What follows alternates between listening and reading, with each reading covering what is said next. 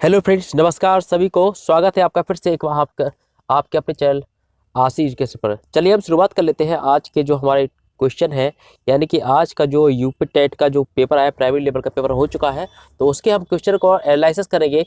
बिल्कुल सटीक क्वेश्चन आपको, बिल्कुल same to same question answer आपको यही मिलेंगे। चलिए शुरुआत कर लेते हैं। यदि आप चैनल पर पहली बार हैं तो चैनल को सब्सक्राइब करिएगा और बेल आइकन घंटे को जरूर दबाइएगा, ताकि आगे भी और सब्जेक्ट के हम क्वेश्चन लेके आए तो सबसे पहले आपको ही नोटिफिकेशन उसका पहले मिले। चलिए शुरुआत करते हैं पहले क्वेश्चन की। तो क्वेश्चन देखिए, बहुत ही बेहद बहुत शानदार क्वेश्चन यहाँ पर आए हुए थे। कि सबसे पहला क्वेश्चन था कि ध्रुव तारा कहा जाता है। ध्रुव तारा किसे कहा जाता है? पूर्वी तारे को, दक्षिणी तारे को, उत्तरी तारे को या पश्चिमी तारे को। तो ऑप्शन यहाँ पर आप देख सकते हैं कि ये देखिए, ये सारे जो जितने भी क्वेश्चन है, सभी क्वेश्चन मैंने प्रैक्टिस सेट में आपको करवाए हैं। यदि आप यकीन नहीं मानेंगे तो आप हमारे वीडियो उठाकर देख लीजिए, प्लेलिस्ट में है, तो उसमें सारे के सारे क्वेश्चन आपको मिल जाएंगे। चलिए तो पहले क्वेश्चन की बात कर लेते हैं। पहला क्वेश्चन है, ध्रुव तारा कहा जाता है तो किसे कहते हैं? तो ऑप्शन नंबर क्या हो जाएगा? ऑप्शन नंबर हो जाएगा हमारा यहाँ पर उत्तरी तारा को। ऑप्शन नंबर थर्ड हो जाएगा। उत्तरी तारा जो हमारा क्या है, ध्रुव तारा कहलाता है, नॉर्थ स्टार, ऑप्शन नंबर 3। चलिए आप क्वेश्चन देखिए, यहाँ पर प्रोजेक्ट टाइगर की बात करते हैं। प्रोजेक्ट टाइगर की शुरुआत कब हुई थी, यानी कि आरंभ कब किया गया था? 1981, 1973, 1972 और 1985। तो ऑप्शन क्या हो जाएगा? ऑप्शन यहाँ पर हो जाएगा हमारा 1973, ऑप्शन नंबर सेकंड हो जाएगा। चलिए अगला क्वेश्चन अगला क्वेश्चन देख लेते हैं। कान्हा राष्ट्रीय उद्यान भारत के किस राज्य में स्थित है? कान्हा राष्ट्रीय उद्यान देखिए, ऑप्शन है तमिलनाडु, मध्य प्रदेश, पश्चिम बंगाल और गुजरात। देखिए कान्हा जो राष्ट्रीय नेशनल पार्क है, कान्हा राष्ट्रीय पार्क, ये हमारा कहाँ पर है? ये हमारे मध्य प्रदेश में पड़ता है, ऑप्शन नंबर सेकंड हो जाएगा। अगली बात कर लेते हैं। अगला है कि लखनऊ समझौता 1916 किन दो के मध्य हुआ था? ऑप्शन फर्स्ट है ब्रिटिश और भारतीयों के मध्य, बी है हिंदू और मुस्लिमों के मध्य, सी है कांग्रेस और मुस्लिम लीग के मध्य, चौथा है नरम दल और गरम दल के मध्य। देखिए यहाँ पर हम बात करें तो ये होता है हमारा किसके साथ? ये हमारा हिंदू और मुस्लिम के मध्य हुआ था। ये ऑप्शन नंबर क्या हो जाएगा? ऑप्शन नंबर सेकंड हो जाएगा यहाँ पर। अगले क्वेश्चन की बात करेंगे। जंगली गधों का अभ्यारण्य कहा जाता है मध्य प्रदेश में। ऑप्शन है मध्य प्रदेश में, गुजरात में, राजस्थान में, बिहार में। देखिए जंगली गधों का अभ्यारण्य ये हमारे कहाँ पर है? ये हमारे गुजरात में पड़ता है। रन ऑफ जंगली गधों का जो अभ्यारण्य है, ये कहाँ कहाँ पड़ता है हमारा? ये हमारे पड़ता है गुजरात में। ऑप्शन नंबर क्या हो जाएगा? ऑप्शन नंबर सेकंड हो जाएगा यहाँ पर राइट आंसर। चलिए नेक्स्ट क्वेश्चन की बात कर लेंगे। अगला क्वेश्चन है, कार्बन डेटिंग संदर्भित करता है। श्वेत, ऑप्शन है श्वेत पट्ट पर लिखने के लिए कार्बन का प्रयोग। दूसरा है प्राचीन स्थलों में मौजूद हड्डियों का या सामग्रियों के आयु मापन। और तीसरा है चट्टानों की शक्ति मापन। चौथा है इनमें सभी। देखिए यहाँ पर इनमें सभी तो नहीं होगी, कि कार्बन डेटिंग जो होती है हमारी, कार्बन डेटिंग है ये हमारे हड्डियों से संबंधित है, यानी कि प्राचीन स्थलों में जो मौजूद हड्डियां हैं उनकी आयु का पता लगाते हैं किससे? कार्बन डेटिंग से। ऑप्शन नंबर क्या हो जाएगा? सेकंड यहाँ पर राइट आंसर हो जाएगा। चलिए अगले क्वेश्चन की बात कर लेते हैं।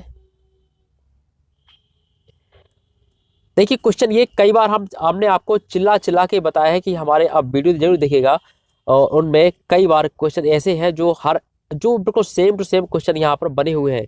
चलिए ये भी देखिए, ये क्वेश्चन बहुत ही इंपॉर्टेंट, बहुत ही सिंपल क्वेश्चन यहाँ पर आज के जो ईवीएस में देखने को मिले हैं। तो बहुत इतने क्वेश्चन सिंपल है कि इसको मतलब ये लगभग क्या है कि सभी ने इसका आंसर बहुत अच्छी तरह से सभी ने किया होगा। तो यह क्वेश्चन 127 नंबर का है कि संविधान सभा ने कब राष्ट्रीय गान को अपनाया था? तो ऑप्शन है 21 मई 1949, 24 जनवरी 1950, 20 जनवरी 1950 और 13 नवंबर 1949। तो ये अपनाने की बात कर रहा था, ये कब रहा था? 24 जनवरी 1950 को ये अपनाया गया था राष्ट्रीय गान यानी कि जनगण मन। अगला क्वेश्चन है, बायो मैग्निफिकेशन क्या है? कंप्यूटर द्वारा चित्र के आकार में वृद्धि, जीव के आकार में वृद्धि, समय के साथ उत्तक में विषैले पदार्थ की बढ़ती क्षमता, चौथा है इनमें से सभी। देखिए यहाँ पर बात करेंगे क्वेश्चन नंबर 128 बायो मैग्निफिकेशन क्या है? तो ये है एक समय के साथ ऊतक में विषैले पदार्थों की वृद्धि के साथ। ऑप्शन नंबर क्या हो जाएगा? ऑप्शन नंबर 3 हो जाएगा। अगला क्वेश्चन है, निम्नलिखित में कौन अजैविक घटक है? जैव मंडल का अजैविक घटक नहीं है। नहीं है यहाँ पर पूछा है, तो कौन सा नहीं है? तो यहाँ पर हम कह सकते हैं कि ये हमारा जो ऑप्शन नंबर क्या हो जाएगा? फर्स्ट, यानी कि कवक जो हमारा क्या है, ये जैव मंडल से है। ये जैविक घटक है, जैव मंडल का जैविक घटक, ये अजैविक घटक नहीं है। ऑप्शन नंबर फर्स्ट हो जाएगा। अब क्वेश्चन आता है, ग्रीन पीस इंटरनेशनल का मुख्यालय कहाँ है? ये हमारे कहाँ पर है? ये हमारे एम्स्टर्डम है, Netherland Amsterdam. Option number A हो जाएगा। कई बार हमने प्रैक्टिस सेट में आपको ये करवाए हैं क्वेश्चन। अगला है, निम्न में से कहाँ आर्सेनिक द्वारा जल प्रदूषण सर्वाधिक होता है? यहाँ पर देखिए, इसमें सीधा आंसर आपको दिया जाएगा। ऑप्शन क्या है यहाँ पर? पश्चिम बंगाल। पश्चिम बंगाल जिन्होंने लगाया तो उसका आंसर बिल्कुल सही हो जाएगा। पश्चिम बंगाल में आर्सेनिक द्वारा प्रदूषण सबसे अधिक होता है। Option number 4। चलिए अगला क्वेश्चन की बात करेंगे। भारत में पश्चिमी घाट के दक्कन शुष्क है क्योंकि यहाँ पर क्या है? रेन शेडो का प्रभाव है। ऑप्शन नंबर क्या हो जाएगा? फर्स्ट हो जाएगा। अगला जो क्वेश्चन है, वन्य जीव सुरक्षा अधिनियम पारित किया गया, कब किया गया? वन्य जीव सुरक्षा अधिनियम की बात करेंगे तो ये किया गया 1972, 1962, 1960, 1975। तो ऑप्शन नंबर फर्स्ट के साथ जिनने ऑप्शन फर्स्ट लगाया है उनका आंसर बिल्कुल सही हो जाएगा। ऑप्शन नंबर फर्स्ट हो जाएगा। 1972 ईस्वी में वन्य जीव सुरक्षा अधिनियम को पारित किया गया, तो ऑप्शन नंबर फर्स्ट हो जाएगा। अगला है, वायुमंडल की ऊपरी सीमा पर प्रति इकाई क्षेत्र में प्राप्त होने वाली सौर विकिरण कहलाती है, तो ये कहलाती है क्या? ऑप्शन है फर्स्ट सौर स्थिरांक, दूसरा है सौर ऊर्जा, तीसरा है सूर्य तप, चौथा है ऊष्मा बजट। तो यहाँ पर बात करेंगे ऑप्शन नंबर 3 की। जिनने ऑप्शन नंबर 3 लगाया है वो उनका आंसर बिल्कुल सही हो जाएगा। सूर्य तप जो हमारी सूर्य विकिरण कहलाती है। चलिए अगला क्वेश्चन की बात करेंगे। किस देश के संविधान से मौलिक कर्तव्य लिया गया है? तो देखिए यह बिल्कुल सिंपल क्वेश्चन है। संविधान से क्वेश्चन हमेशा बनता हुआ है, हमेशा बना हुआ है, और ये हमेशा ज़्यादातर यही क्वेश्चन बनता है। आप कोई भी एग्जाम का पेपर, आप कोई भी एग्जाम, किसी भी सन का एग्जाम उठाकर पेपर देख लीजिएगा, यूपी टेट में एक क्वेश्चन संविधान से यही पूछ जाते हैं कि किससे क्या लिया गया, किस देश से कौन सा संविधान का हिस्सा लिया गया है। चलिए तो यहाँ पर बात करेंगे यूएसए, और बी है यूनाइटेड किंगडम, सी है जर्मनी, और चौथा है यूएसएसआर, यानी कि इसको आज हम क्या बोलते हैं? रूस बोलते हैं। यूएसएसआर। ऑप्शन नंबर क्या हो जाएगा? 4th हो जाएगा इस क्वेश्चन का राइट आंसर। अगला जो क्वेश्चन है, सर्वाधिक जैव विविधता पाई जाती है, तो ये सर्वाधिक जैव विविधता की बात करें तो ऑप्शन नंबर क्या हो जाएगा? फर्स्ट होएगा शांत घाटी। शांत घाटी में सर्वाधिक जैव विविधता पाई जाती है, और आपसे पूछ लिया था कि कहाँ पर है, तो ये कहाँ पर है? ये हमारे केरल में है। ऑप्शन नंबर क्या हो जाएगा यहाँ पर? शांत घाटी में। ठीक है, सर्वाधिक जैव विविधता कहाँ पे आती है? शांत घाटी। फूलो घाटी कहाँ पर? ये हमारे उत्तराखंड में है, यूके में है। चलिए अगला जो क्वेश्चन है, अगला क्वेश्चन है, एलपीजी के संदर्भ में क्या असत्य है? देखिए एलपीजी की बात करते हैं। एलपीजी का फुल फॉर्म पहले तो आप बता दो कि लिक्विफाइड पेट्रोलियम गैस होता है। तो यहाँ पर इसका जो असत्य है किसके बारे में, कि ये ऑप्शन नंबर क्या हो जाएगा? ऑप्शन नंबर 3 हो जाएगा। यह एक स्वच्छ ईंधन है। तो ये क्या है? एक स्वच्छ ईंधन, ये असत्य है। लेकिन नीली ज्वाला जलती है उसका उच्च विमान होता है, और मीथेन को उत्सर्जित करने वाला भी होता है। लेकिन यहाँ पर असत्य पूछा है तो ये हम क्या कह सकते हैं?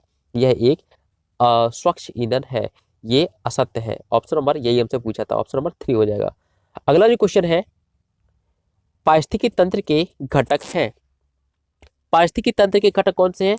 यहाँ पर कह सकते हैं कि जो घटक है पारिस्थितिकी तंत्र के, ये हमारे कौन से हैं? जैविक और अजैविक। जैविक और अजैविक। ऑप्शन नंबर क्या हो जाएगा? सेकेंड।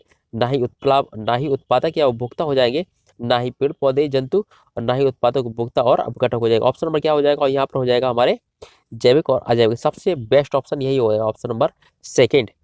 अगला क्वेश्चन है, मकर रेखा। देखिए बहुत ही इंपॉर्टेंट, बहुत ही सिंपल क्वेश्चन आए थे। यहाँ पर कह सकते हैं कि ये मकर रेखा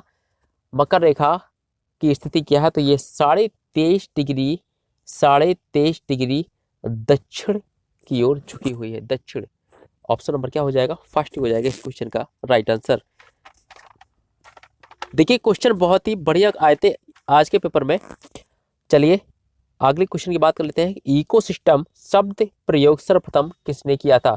देखिए इकोसिस्टम और इकोलॉजी ये हमेशा एग्जाम में बनते हैं, या इकोसिस्टम बनेगा या इकोलॉजी बनेगा।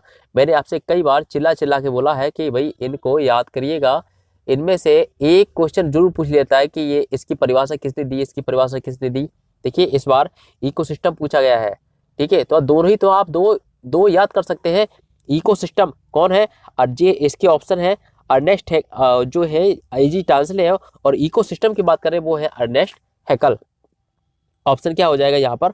इकोसिस्टम शब्द का प्रयोग किया गया था किसने? ये किया था एजी टांसले ने। चलिए अगला क्वेश्चन है,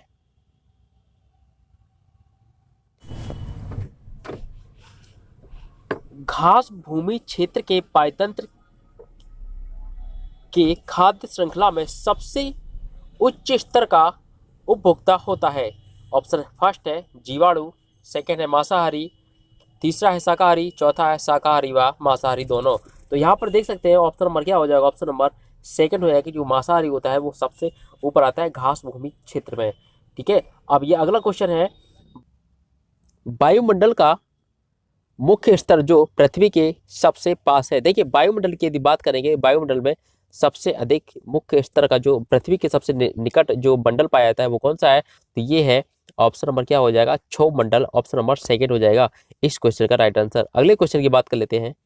अगला क्वेश्चन है, भारतीय संसद द्वारा जैव विविधता अधिनियम कब पारित किया गया? तो ये कह सकते हैं 2002 में किया गया था, ये ऑप्शन नंबर फोर्थ हो जाएगा 2002 में।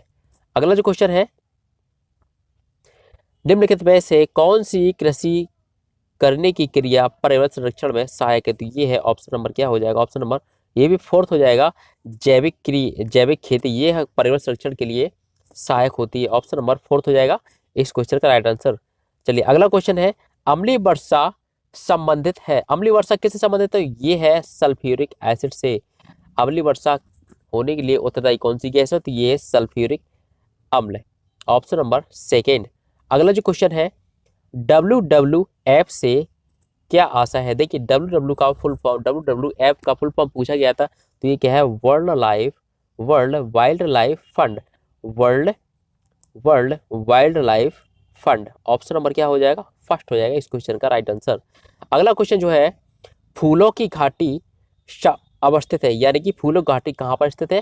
तो ये हमारे कहाँ पर? ये हमारे उत्तराखंड में है। ऑप्शन नंबर फोर्थ हो जाएगा इस क्वेश्चन का राइट आंसर। चलिए अगला क्वेश्चन है,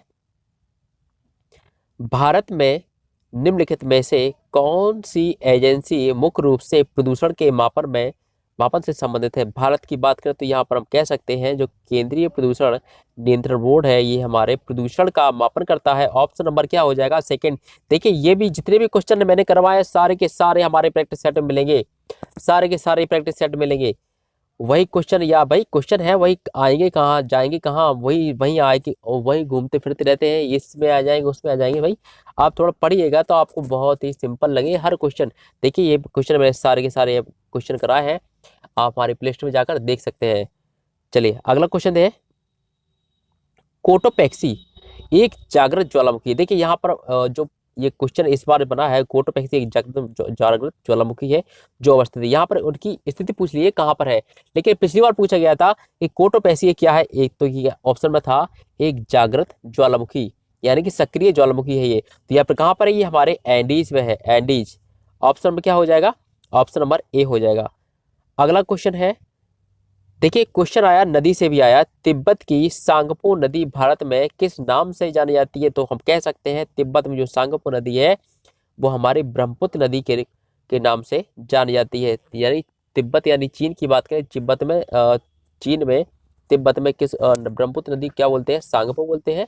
और यहाँ पर यदि बात करें भारत में तो ये क्या बोलते हैं? ब्रह्मपुत्र बोलते हैं। ऑप्शन नंबर क्या हो जाएगा? फर्स्ट हो जाएगा। चलिए तो ये क्वेश्चन हमारे पूरे कंप्लीट हो चुके हैं ईवीएस के। आज के जो क्वेश्चन बने हुए हैं ईवीएस के सारे क्वेश्चन कंप्लीट हो चुके हैं। यदि आप अगला वीडियो सब्जेक्ट वाइज देखना चाहते हैं, यानी कि उसके आंसर की एक्सरसाइज करना चाहते हैं, तो हमारे साथ बने रहें और चैनल को सब्सक्राइब कर लें। सो नेक्स्ट वीडियो का इंतजार करिएगा। Thank you and take care.